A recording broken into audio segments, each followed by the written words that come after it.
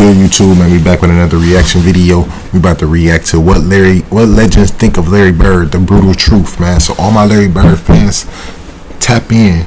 The ones the new watchers that come to the channel, make sure y'all hit that subscribe button, man. Hit that subscribe button. It only take 2 seconds, man. It ain't costing you no money, man. You feel me? If you don't want to subscribe, well, that's on me. I mean, that's on you. I ain't feel me. I ain't forcing it on you, but I just trying to, you know what I'm saying, trying to build this slowly but surely. So make sure you hit that subscribe button, man. Y'all gonna enjoy the video. Y'all gonna enjoy the channel, especially if you're a sports junkie. But like I said, we on my channel now, we get more diverse. We about to start doing everything on my channel as far as like movies, music, interviews, podcasts, gameplays, all that shit. So make sure y'all tap in, man. You feel me? But we trying to get the channel to 10K subs. I just hit 5,000 subs, so I'm halfway to my goal. Make sure you hit that like button, and we hopping right into it, man. Let's get it.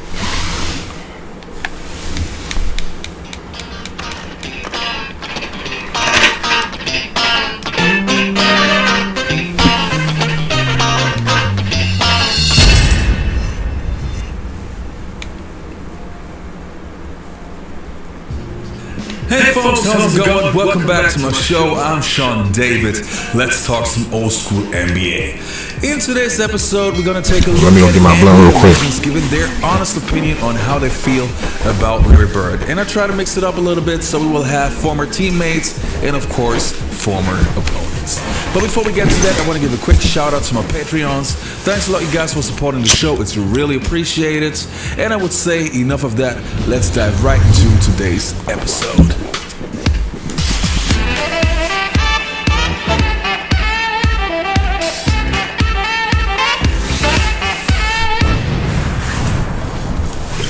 And we gotta add early.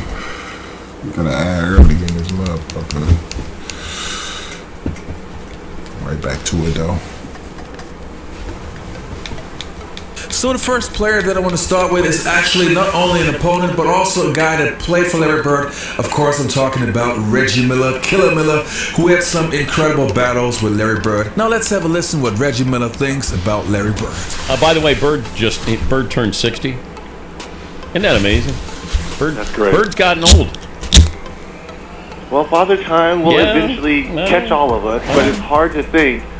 I remember sitting in my dorm at UCLA and watching those great series between Boston and Magic and Bird. And Magic is my mentor. I've said this on this show before, but I patterned my game, who I wanted to be like, who I wanted to play like, after Larry Bird, so I was torn. That's crazy. So I love them both, and to have a chance to play against Larry early on in my career, and then kind of be under his leadership when he took over as head coach, it was a thrill for me because that was, one of the players that, I really idolized and patterned my game after. Larry Bird at his best, LeBron James at his best. And do we have to put the teams too, or just individual players? If there's a draft, oh my God, you can take Bird or LeBron. So let's say I take Larry at this age when I think he averaged 30, 10, and 7, something like that, and LeBron right now. So you got Larry Legend. Okay, or now LeBron. what rules are we playing to? We're playing today's rules.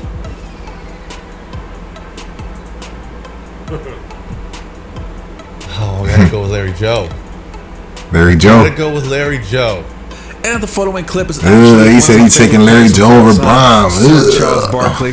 And it's kind of funny to see how he responds to the question if he's better than Larry Bird. But he said that same thing to Bird too after practice. No. no, Dan. Are you better than Bird? Am I better than Bird? Oh, man, keep it real, Chuck. I'm a better rebounder. I'm probably a better defender. True. He's a better shooter, obviously. A lot of people talk about who's better. But you have to have that mentality. No, you know. I think, it's a team game. And the next Larry player better. on the list is going to be Bill Walton, so former Flat out. teammate of Larry Bird, a player that was voted into the top 50 players of all time back in, I think it was 1995 or 1996, or so long ago. Anyway, he has a very specific opinion on Larry Bird. Let's have a listen. What Larry was able to do on and off the court, it defied description, and it was very much like being on tour with the Grateful Dead, in that you never knew what was going to happen. You knew it was going to be fun.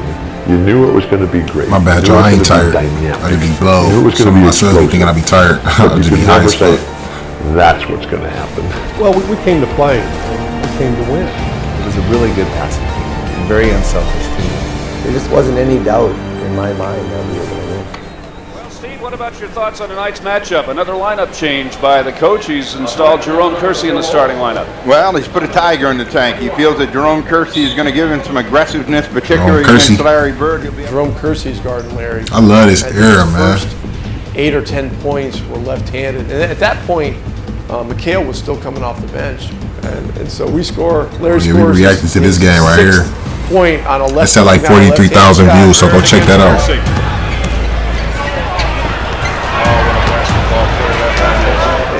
And McHale goes, hey Jerome, wait till he starts shooting right-handed. Change for Bird, another three-point try. Oh, good shot. Well, left hand is one thing, but when the game got close, I had to go back to the right one. I think it went right down the wire, and we might have won by 1 point. You're right there. You got to keep them under control. They Good don't. shot. Real killer. Now the following clips are actually from my own show. I had Dennis Rodman, Sean Kemp, Michael Cooper, and Dominic Wilkins on the show, and of course I asked them all about Larry Bird, their opinion. So let's have a quick listen to those NBA legends. 87, and I tried to do my best to guard Larry Bird, and it worked too well. He kind of schooled me a little bit. He kind of schooled me the whole game, every game. That's Rodman talking. You guarded me, take that for you. I take that, Larry. I take that. You know, there's some jump shots that Dennis be like that. I said, you know what, man, the hell with you.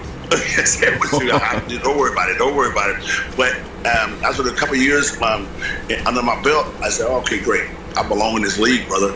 I belong in this league, and all of a sudden now Larry Bird started to respect me. Then you can see at the last the years we played in the Silverdome that you saw that brawl that when I blocked Larry Bird's shot, Bill Lambert came over and I fell backwards, and Bill Lambert came and gave Larry a chop, with a forearm. And all of a sudden the melee, that's when the rivalry started really to happen right there. And all of a sudden I said, oh man, I'm in the league now. Yes, Coop, I'm fine too. Thanks That's for crazy. asking. Now, this video, I'm talking about your rivalry with Larry Bird and how intense it was. It was a battle. It was war. Was it something personal for you? It wasn't just a personal thing. It became physical because I had an opportunity to do something about it. So when I jumped into that rivalry, Larry was the type of player, and I've guarded many great offensive scorers. Just to name a few: Michael Jordan when he was young, Dr. J, George Gervin, a kid named Andrew Toney. Those players, when they just throw the basketball, you can kind of take a rest on those guys. Larry was different than that. Larry could get rid of the basketball, but he was going to go get an offensive rebound. He was going to set a back pick for his teammate. He was going to do something, assist. He didn't always have to score. So you always had to pay attention to him. And he has said that I'm the toughest player he's had to ever go that guarded him. And I have to say Larry is the best because of those things I just mentioned. Is that you always had to pay attention to him on the court. And one of the best things, Sean, that I saw of Larry Bird that really gave me the ultimate respect is that we were playing them in the 84-85 series, and we just got into Boston, and there was a bus going by. And on the bus, they had this huge, long picture of Larry diving out of bounds. And the ball was just right at his fingertips. And the quote was, "I hate it when players watch the ball go out of bounds." And that there tells you who that guy was, man. This guy played the game, the entire game, to the outer limits, the sideline, the baseline, and that's what I respected the most about him. But he was a tough player to deal with because he was bigger than me too. Now, you played probably in the best era of NBA basketball, and you had some of the most incredible rivalries. Especially you as a player, your rivalries with Jordan is legendary. Your rivalry with Larry Bird is legendary. So I definitely want to talk about that. Your first interaction with Larry Bird was a very rude awakening. What do you recall from that first meeting, and what was it like? Used to be crazy. The final laugh. Well, you know what? The funny thing is, you know, when you're a rookie coming to the league, you're a hotshot rookie, and you think you're, you know, one of the greatest, and you know those veterans have a way to let you know, look, you got to pay your dues, and that was one of the situations with me and Larry. I went to shake his hand, he wouldn't shake my hand. And I remember saying to myself, well, maybe he's just getting into the game. And I remember the first play of the game, he said, you don't even belong in this league, Holmes. And he shoots a three. I'm like, I wasn't mad he made a three. I said, did he just call me Holmes? You know, but called him Holmes. I remember after the first time, you know, I made a great play against him. I remember him saying, he said, you know, you got some toughness, man. I like you. But he said, I'm still getting 40 tonight. He got about 38, so he kind of proved his point. No, back in the days, there were many black players who for example, Cedric Maxwell, for example, who openly admit that they thought Larry Bird was overrated until they actually got to play against him. When was your moment where you thought, okay, this kid is for real? The first day I played against him. First day I played. I mean, I knew he was a super player before I came into the NBA, but when I had a chance to play against Larry Bird, and there's only, I can count on one hand the type of guys like him that you had to be totally focused in on. If you didn't, he would embarrass you. Now the following clip is going to be of Jalen Rose. Of course, Jalen never got the chance to play against Larry Bird since Larry retired in 1992, and Jalen came into the NBA in 1994, but of course, he played for Coach Bird. So let's have a look and listen to what Jalen Rose has to say. Bird 6. Bird, for those that don't know, won 3 straight MVPs in the league with the Showtime Lakers and Michael Jordan and the Bad Boys president. 3 straight MVP. So you would say that was the baddest white boy ever? No question. It's not even yes. No doubt. Okay. No doubt. Alright, you guys, that was it for today's episode. I hope you enjoyed this video. Don't forget to check out my Basketball Time Machine podcast on iTunes and on Spotify, podcast with me and former NBA legends. Yeah, that was a good ass video, man. Great video, man.